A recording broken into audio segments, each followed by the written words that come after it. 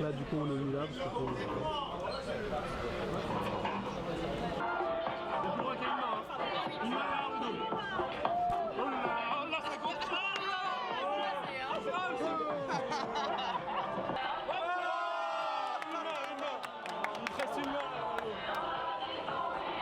Amazon, on leur reproche d'aggraver la surproduction et d'aggraver le changement climatique.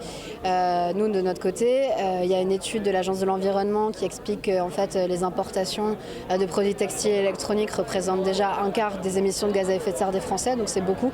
Amazon, c'est le second distributeur électronique en France, le premier distributeur de textiles en ligne en France. Et en fait, dans les autres pays, il est premier partout et il va devenir ça si on met pas fin à son développement dès maintenant. Il a pour projet d'ouvrir 3 méga entrepôts d'ici 2020, de doubler sa surface de stockage, Brétigny, Lyon et Metz notamment. Donc nous, on demande au gouvernement de ne pas autoriser l'ouverture de ces nouveaux entrepôts.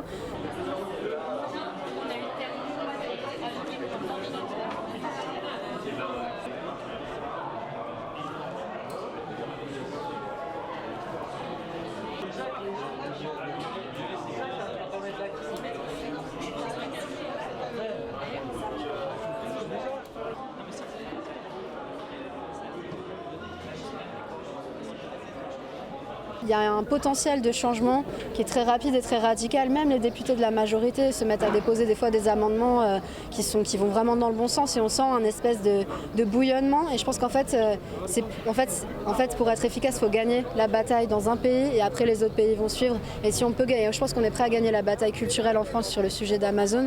Et en fait, ce sera un exemple pour les autres pays. Et je pense que c'est parce qu'on a suffisamment de force en France en fait, pour paralyser l'activité en France.